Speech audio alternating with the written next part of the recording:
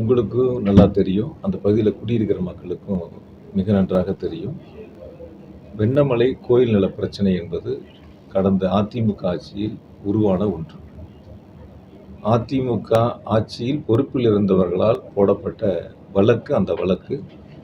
இப்பொழுது அந்த வழக்கை தாக்கல் செய்தவர் ஒரு பிஜேபியினுடைய தொடர்பு அமைப்பை சார்ந்தவர், அவங்களுடைய ஒரு அமைப்பை சார்ந்தவர். அவர்கள் இப்பொழுது கூட்டணியில் இருக்கின்றார். பிஜேபியும் அதிமுக கூட்டணியில் இருக்குது. பிஜேபியினுடைய ஒரு அங்கத்தினுடைய பொறுப்பாக இருக்கக்கூடிய அமைப்பை சார்ந்தவர்.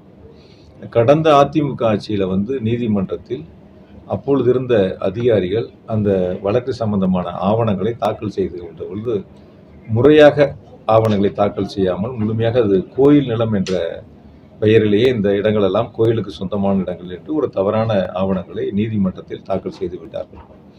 அதன் அடிப்படையில் நீதிமன்றம் தொடர்ந்து பல்வேறு உத்தரவுகளை, இடைக்கால உத்தரவுகளை பிறப்பித்து வரக்கூடிய சூழலில் தமிழ்நாடு முழுவதும், குறிப்பாக வெண்ணமலை, வேலாயுதம்பாளையம், இங்கே வெஞ்சமாங்கல்லூர் போன்ற பகுதியில் இருக்கக்கூடிய இனாம் நிலங்கள், கோயில் நிலங்களுக்கான பிரச்சனைகளை தீர்வு காண வேண்டும் என்ற சீரிய நோக்கத்தோடு மாண்பு முதலமைச்சர்கள் 2 டிஆர்ஓ நியமித்து சிறப்பு பணியிடங்களை உருவாக்கி அதற்கான 2 டிஆர்ஓக்களை நியமித்து அரசாணை வெளியிடப்பட்டு அதற்கான பணிகளை தொடங்கி இருக்கின்றார்கள்.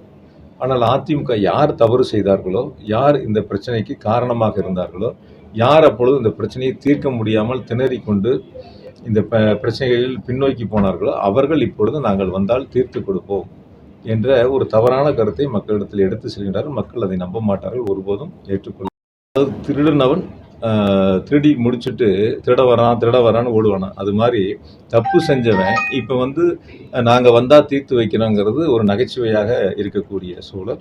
நிச்சயமாக அங்கே இருக்கிற பகுதி மக்களுக்கு நன்றாக தெரியும் அரசு எந்த அளவுக்கு முயற்சி எடுத்திருக்கிறது, எந்த அளவிற்கு நாங்கள் தனியாக வழக்கறிஞர்களை வைத்து அவர்களுக்கு ஆதரவாக நீதிமன்றத்தில் செயல்பட்டோம் என்பதும் தெரியும்.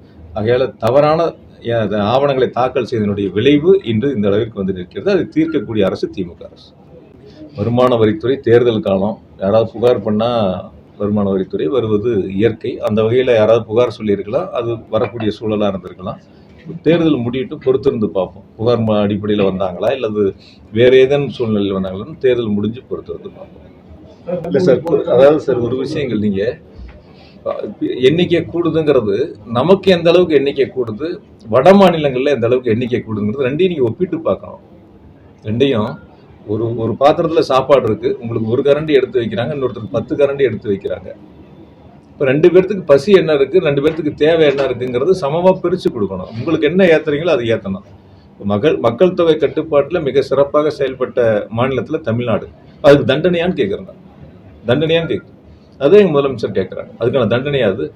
அதனால் எண்ணிக்கை உயர்வு என்பது இப்போதைக்கு அது தேவையே கிடையாது. இருக்கக்கூடிய அடிப்படையில் தேர்தலை சந்திப்பது யதார்த்தமாக இருக்கு.